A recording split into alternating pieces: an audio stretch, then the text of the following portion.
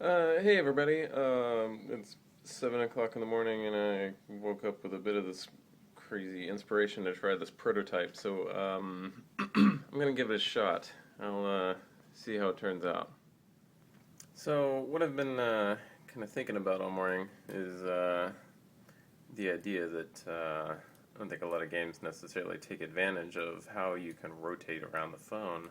Um, and kind of play from different angles. I know that's typically not something a lot of people like to do because they're playing in bed or in a fixed position or whatever. But I wanted to experiment with it and see if it can be uh, worthwhile to try and throw that barrier away. So I've got like this little hallway, little dude in it. Um, my Kismet that I set up really quickly over here. That's pretty straightforward. I'm just getting a pitch, a roll, and a yaw off of the device, and then I'm trying to see if it falls into one of these categories and set the camera appropriately for it. So I'm using my phone down here as a UDK remote, and so essentially what that's going to allow me to do is let's see here. All right, so my device on the table's flat right now. Let's see if, so basically as I'm tilting it, it's going to rotate the camera around with it. It's really chunky right now because I pretty much just kind of placed 4 cameras in the level, and it's picking kind of the nearest one for the appropriate rotation. But I can imagine maybe you could make a game like this with, from the side you're jumping obstacles, or if you swap to the top, then you would be kind of dodging obstacles and like swiping left or right. I'm going to try to smooth this motion out, and then kind of using a matinee instead, which would be kind of a smoother motion to it. But I'm also kind of curious later if I can try something where I can rotate it up on end, and then that would force it into kind of a behind view of the character. And so it would be this game where you could essentially play it with whatever orientation you were kind of comfortable with, and you might change your orientation for different encounters. So let's see how that goes. So part of my process for trying to get this thing to be smoother is to use a matinee, which is kind of like what we do to make typically to make like a cinematic or a movie. Uh, so what I've done here is I've placed like this little dummy object at the character's feet, and then I've got this other camera that is kind of the source of the matinee. So the matinee basically lets you kind of animate something in the engine. So as I swipe this left and right, you'll see over in the screen here that it's using it to rotate this camera around. And so obviously that's a super smooth motion. I'm about to do something extremely hacky, which essentially, since I want to constantly get a piece of data from the phone that says the orientation of the device, that's going to control where I set the camera along this timeline to show how high up I want it. Essentially what I'm going to do is in a matinee you can do this thing where you can force a start position, and so basically I know it's super hacky as hell and going to make programmers everywhere like shudder, but yeah, what I'm going to do is basically force this matinee to stop and start again about 20 times a second. And every time it starts again, it's going to start at a position between 0 and 1, which is kind of like where it is in the timeline. And then I'm going to use this data up here that I'm getting off of the rotation of the device to drive where that position in the timeline should be. So basically I'm turning the time information in the matinee into kind of a positional information. So let me try that real quick and I'll set it up and show you how it ends. The first start to that equation is going to be starting a really tight little loop. So when the level is visible, I want to add a delay, a little miscellaneous delay. I'm going to hook that up and start this delay kind of looping back on itself. And I'm going to make that delay really short, so it's going to be like, whatever. We'll just try 10 times a second for now. And every time that delay happens, I'm going to stop I'm going to stop the Matinee, and that's going to give it a chance to update. Because up here, this motion access, every time the phone is moving, this is being called, and it's coming down here and it's saying, hey, play. So this thing's going to be told to play a lot, but about 10 times a second it's going to tell it to stop. This pretty cool thing here where you can go in here and you can expose the start position. Force start position float. Here we go. So for non-programmers out there, float is just a number that isn't, it includes like a decimal, like 0.0234 or whatever. So yeah, so this should basically make it start and stop at this position over and over again. Now I'm going to do a quick bit of math offline here and try to adjust. So this number, pitch, which is typically between 0 if the phone is flat and like 15,000, I think, or something. 15,600 or so if the phone is kind of vertical. Basically, I'm going to try and get that so it's within a range of 0 to 1 real quick. So let me do that with the phone. It's down real quick. Just to give you a little update, it's not quite working yet, but I don't want to just show you the perfect outcome and be like, ta-da, it works, because typically prototyping stuff like this involves a lot of trial and error. But here's what I'm doing so far, is I've got my little Matinee, and this between 0 and 1 is where on the timeline between 0 and 1 second, which is the rotation of the camera, where it's going to start playing.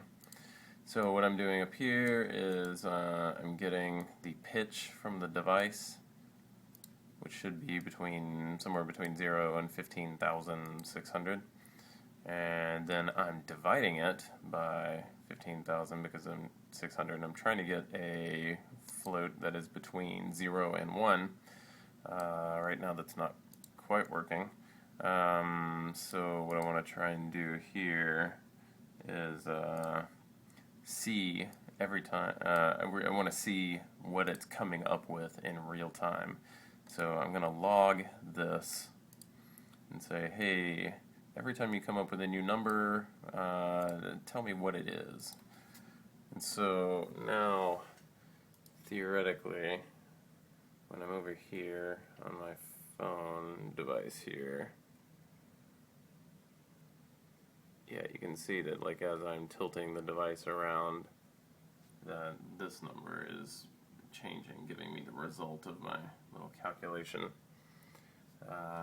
So a couple of things are happening right now. I want this to be between 0 and 1, and obviously this is coming up kind of like between 0 and 2 right now. So somewhere my stupid idiot math is off. And also the camera is not actually rotating with the phone at all. So two things I need to troubleshoot real quick. And I need to get the camera rotating and I need to get my math right. So I'll be back in a sec. Okay, part of this I figured out. My math up here, I need to divide by double that amount to 32,000 instead of 15,000. I don't know why, but I changed it and it works, and that's great. And rather than futzing around with it, I'm moving on. The other thing was, for some reason, my Matinee is being called to play over and over and over again really fast by this command. I don't know, for some reason it wasn't working, being called that often. So what I ended up doing was, this delay used to be 10 times a second. What I did was change that to 20 times a second, and then it runs through this switch, and the switch alternates. So it does this one, and then it does this one, and then this one, and this one, and it goes back and forth.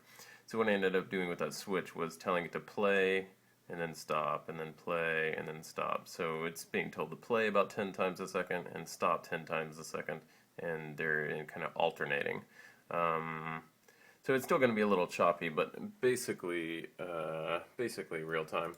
And so what we're going to get here, when I play this in the editor, you can see the phone and kind of the view of it.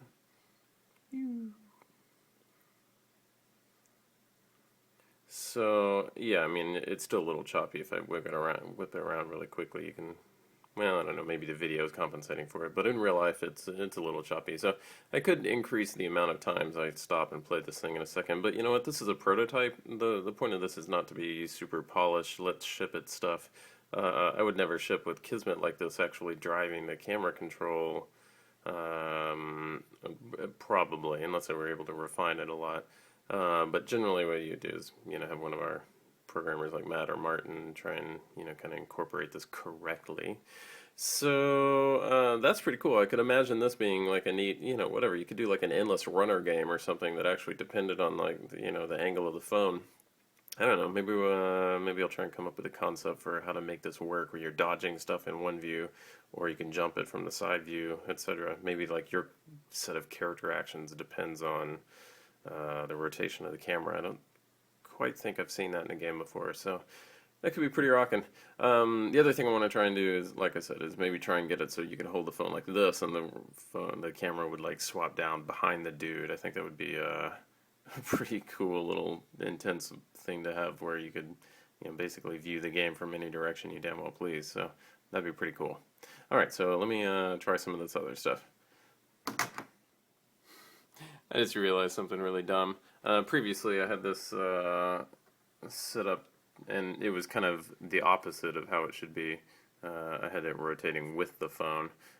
Basically, if this were going to be the camera view, you would see it from the side here, and if you rotated to the top, then this is the view you would see. So to fix that, I'm sure I could have easily inverted some number over here in my math and just like whatever, but I didn't want to complicate my Kismet, so I just grabbed the camera and basically moved the keyframes that my Matinee is calling, so it should be correct now. If this were actually playing on the phone, theoretically this would look super 3D, like you're looking into like, the little window into the world or whatever. So anyway, back to work. One of the things I'm trying to do right now is, if I want to make a camera that falls behind the player, if I do that, I need to figure out what number actually makes that happen. And so what I'm doing over here, and you can see the bottom of the screen here, is I'm logging all the rotations of the device, and basically trying to figure out whether it's pitch, roll, or yaw that I could use as a indicator of when this thing is upright. From looking at it, it looks like when I crank the roll up, my number kind of skyrockets up there. You can see it's at 25,000 right now. It's interesting though, because sometimes it's at like 25,000, but depending on a subtle rotation of the phone, it can sometimes be negative like 25,000. So all I know is that roll typically is a much higher number when the phone is oriented upright. So yeah, you can see it there. It's like, hey, now it's at 32,000 if it kind of passes this threshold. So I'm going to do a little math that basically says if it's really high or really, low in the negatives, then I'm going to assume that it's upright and kind of swap the camera behind the player. So I'm going to try that real quick. It should only take a second. Alright, I think this should work. Basically what I've got here is really often, every time it's detecting some mobile input, which is like constantly, I'm going down here and I'm comparing the, oops, I see a potential mistake here. I need to compare the roll, I believe it was. Yes. Yeah, I need to compare the roll to my threshold for detecting it to be vertical. It made it 6,000. It seemed to be much higher than that or whatever. So this is not going to be perfect because I'm not detecting the lower range and the negative range of 6,000, no, not yet. But regardless, basically what I say is if it's above 6,000, then I set this camera. And this camera that I have selected, I went in here and I just added a little camera behind the player's back here. You can kind of see if I, kick in. So this is going to be the camera view, essentially, if I'm, if I orient the phone in an oriented vertical direction. Anyway, so that camera is what I set. if it's above a certain number. And then down here, this is the camera that I was doing previously with, the Matinee is driving. So this is the side view camera. So this isn't going to be a smooth transition. If you turn the phone vertical, there's no way to really smoothly interpolate to that. So it'll be a harsh snap, but let's see what we got here and see if this actually works. So, alright, so I've got my phone. Yeah, that's still working. Here we go. Yeah, this is what I was expecting it to kind of work sometimes, but it's not detecting the negative.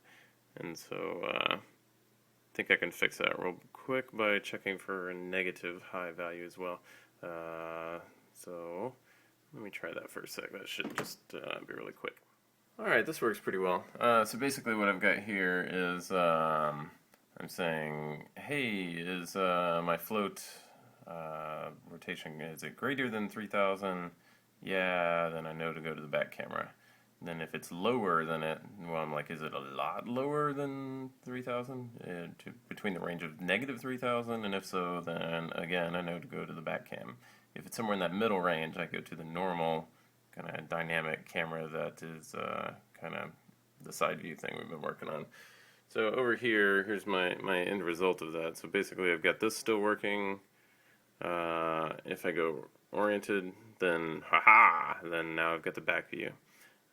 Every once in a while it pops, but again, prototype, what do you expect? So I got my little swank thing there, and something I was noticing here when I'm in this back view is that if I rotate the phone a little to the left or right, there's a very clear value here that yaw kind of rotates between this kind of fixed range of about negative 12,000 to about negative 5,000 or so.